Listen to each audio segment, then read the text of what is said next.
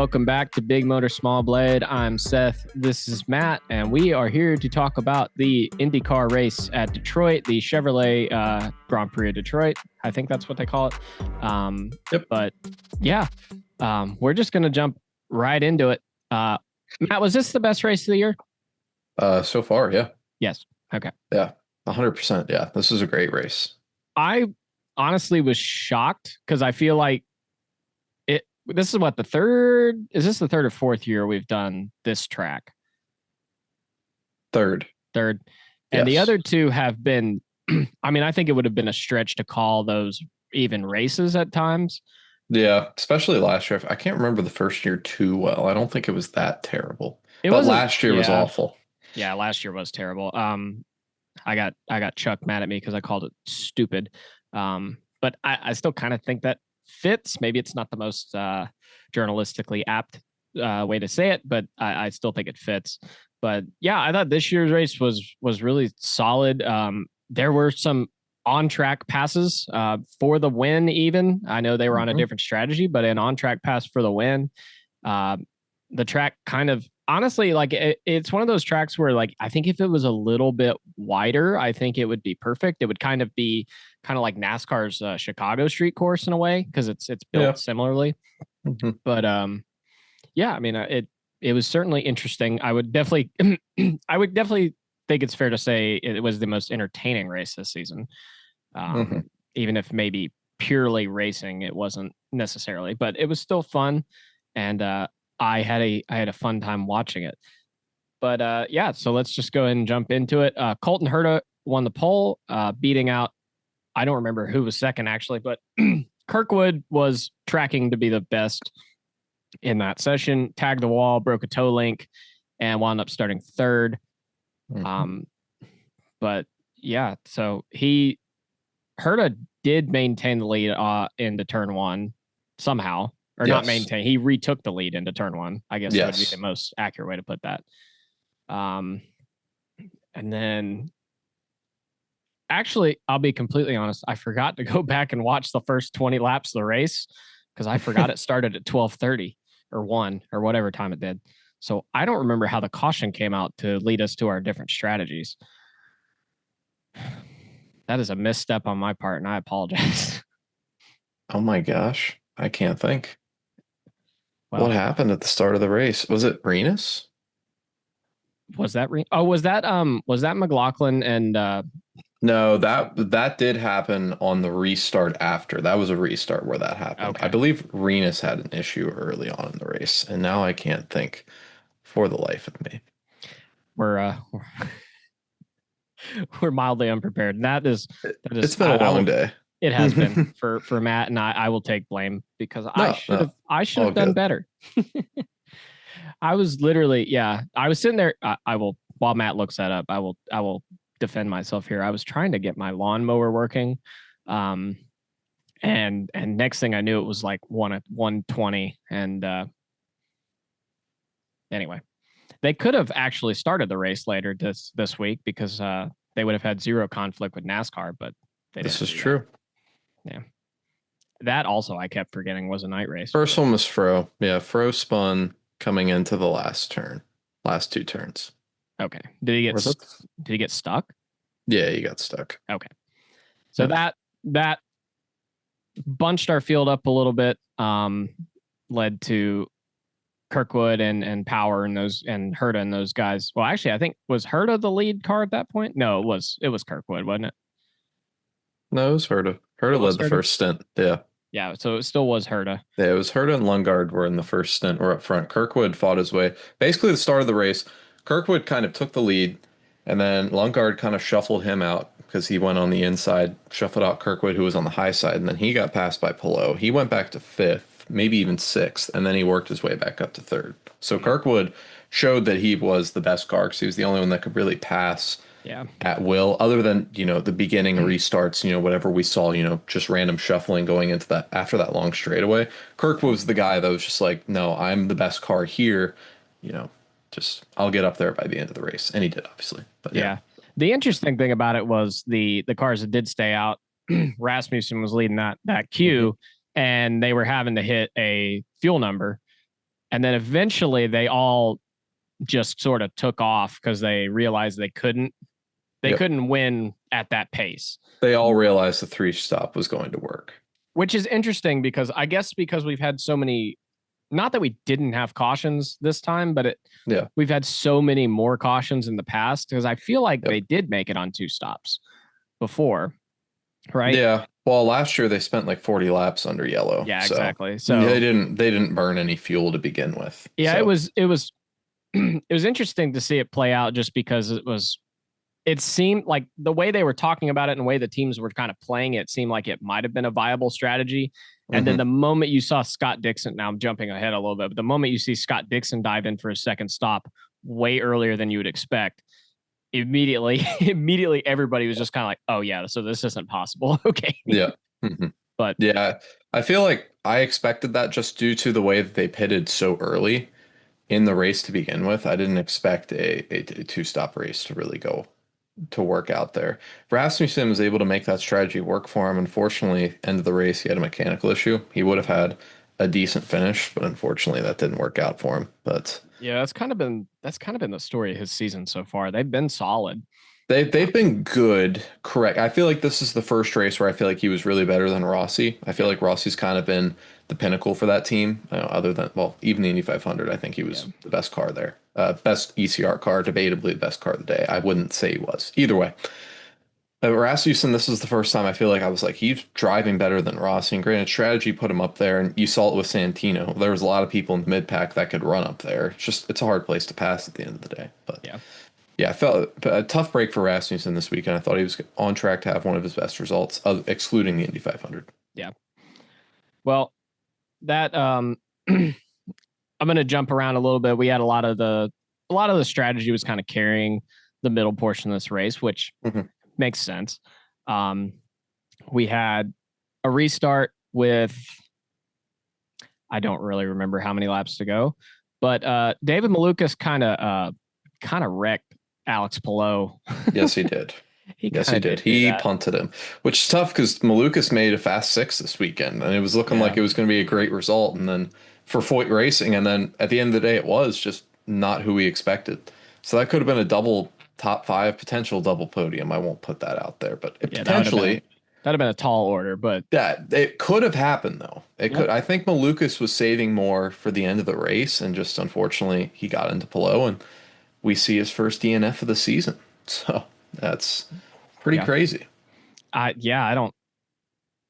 don't know. It was kind of a wild thing to see because it's like obviously he's crashed before, obviously, but Yes. you get into this run where it's first, second, first, Yep. and it feels like a fever dream almost. I know that phrase keeps coming up on this IndyCar show, but um, yeah, it's so weird, and I felt bad for him really because it's like he didn't do anything wrong. No, at first I saw him like, oh my gosh, Pelot made a mistake. Like this track is really hard. And then I look and I'm like, he can't even he didn't even make a mistake. Yeah, So it still just shows one of the best drivers, even the DNF, it wasn't his fault at all. And I don't want to I mean it's Malukas' fault, obviously. There's a reason why he got a penalty, completely his fault, but I hate that that takes away from another good race he had, and I hope that doesn't kill his momentum. We'll see. I feel like he's a very mental driver when it comes to things.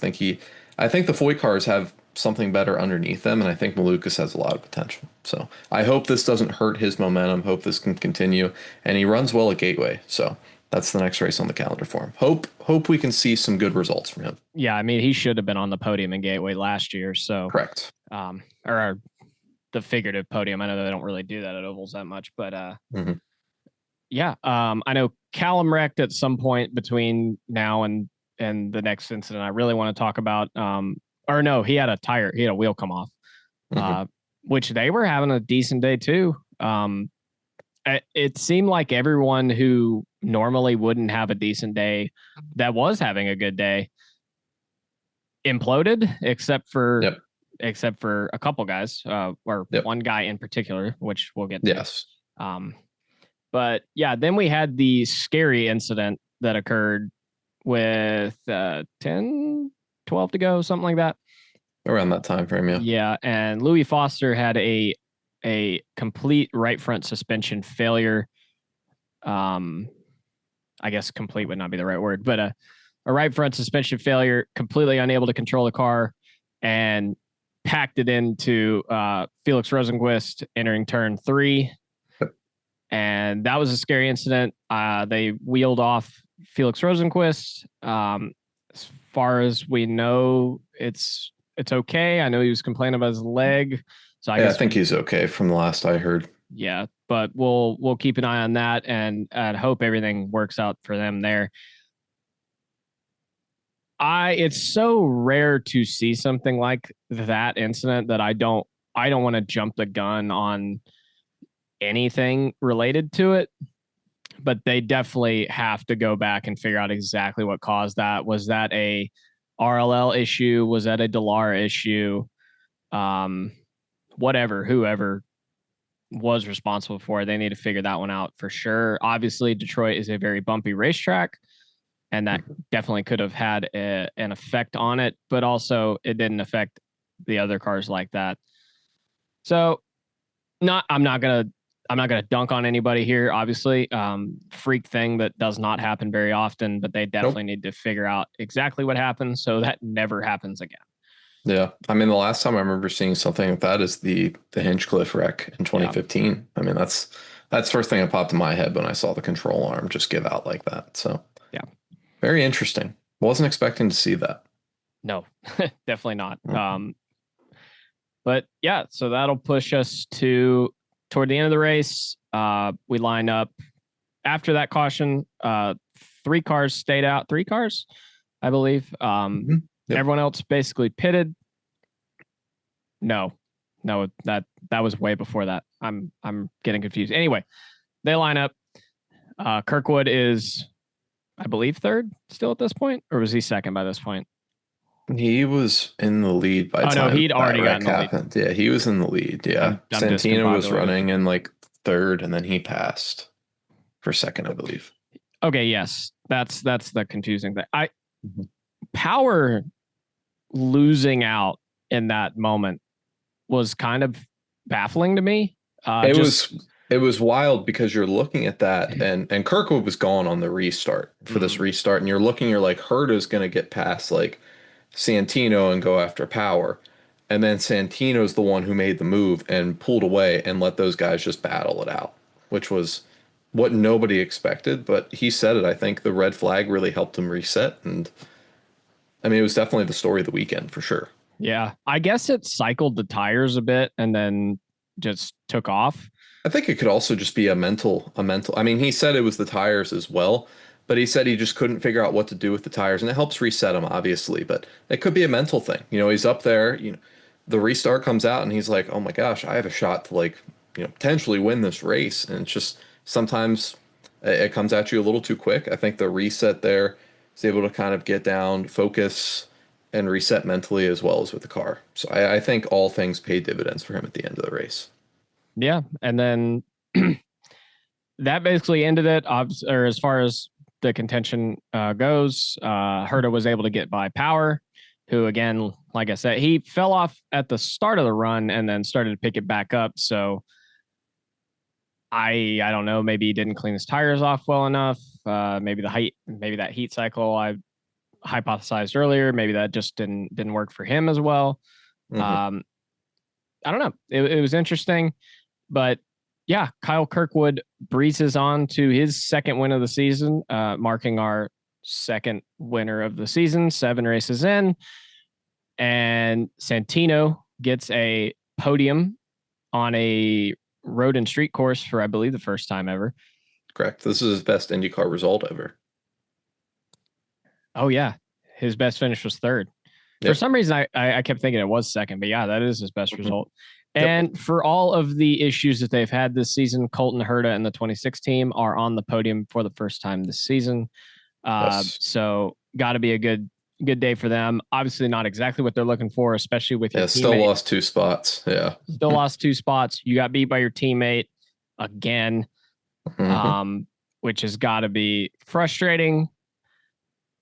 Is it safe to, are we at a point where Andretti is Kirkwood's team?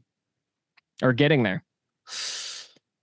I I would argue that, yes. Yeah. I I still think Hurt is potentially the best driver, just some things don't go his way, and I don't know if they're his fault.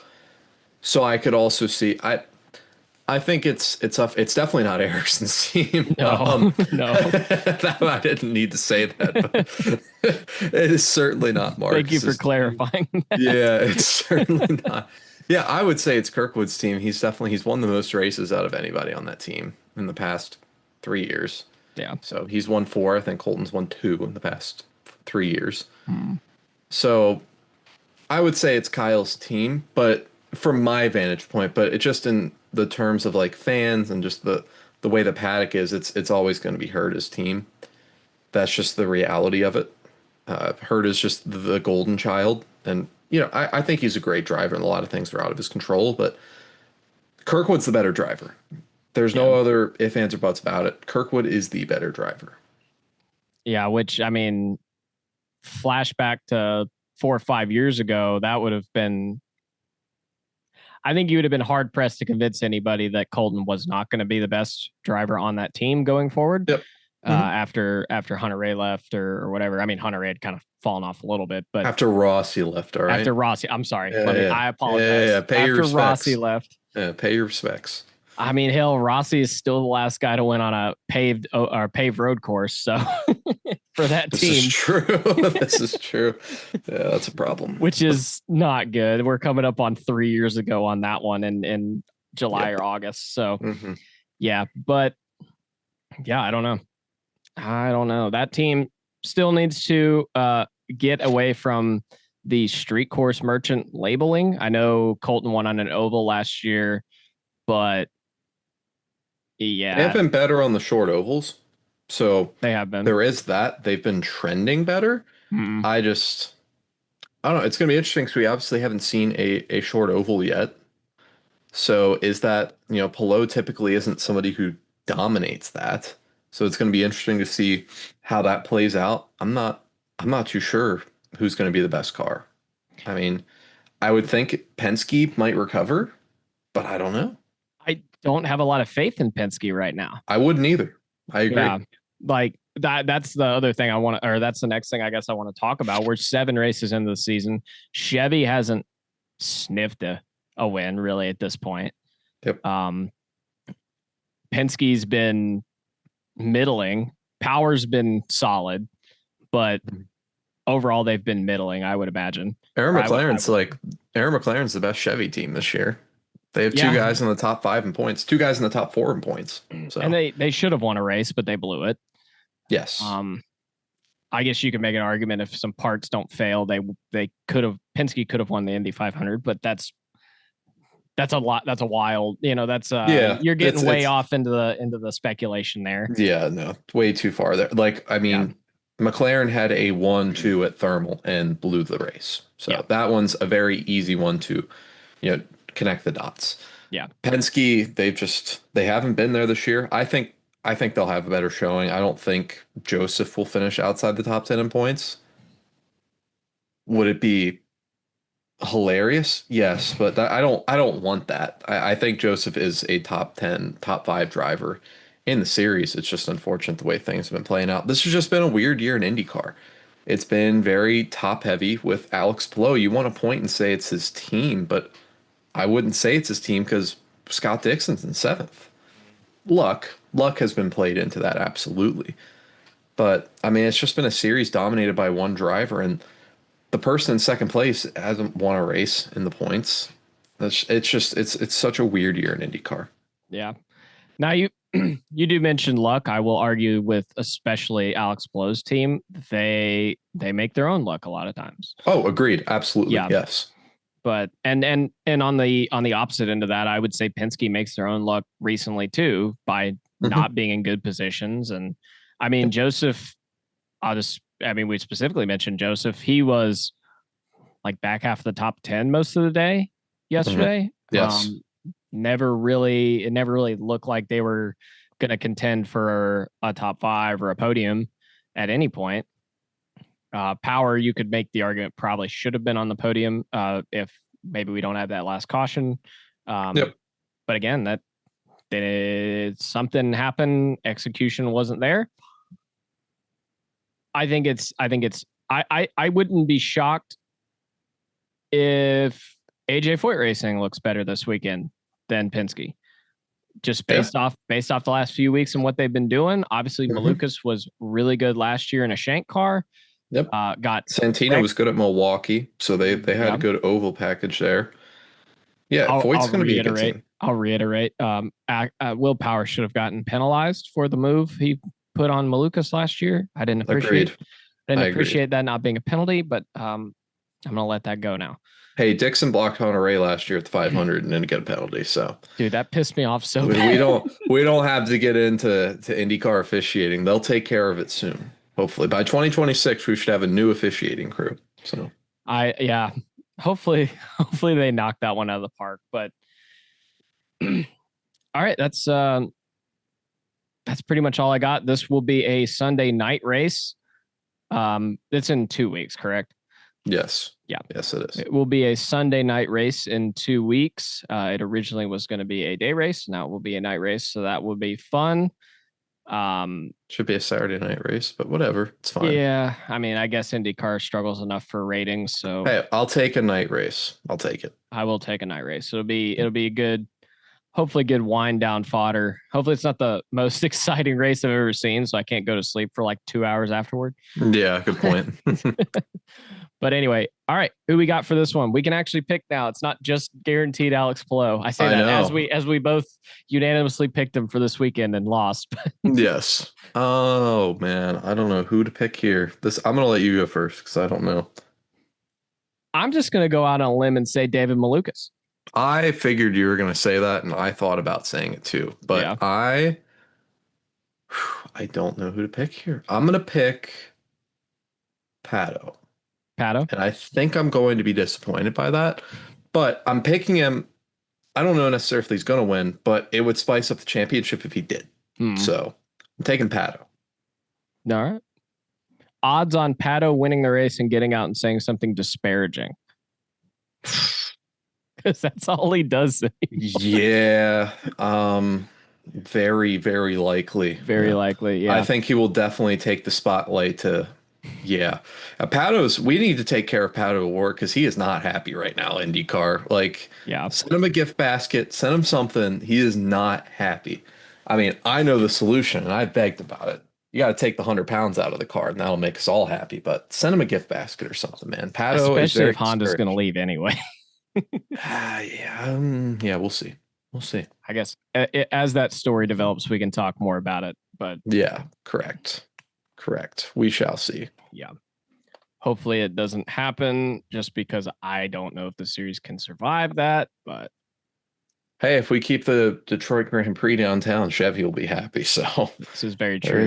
Unless a Honda wins every year. Yeah, there is that. Yeah. But all right. Anything else? Nothing else from me. All righty then. That's been us talking about Detroit. He's been Matt. I've been Seth. You've been the audience. Be sure to subscribe to Big Motor Small Blade for more IndyCar and Cars Tour and sprint cars occasionally when we get the chance. And we'll see you next time.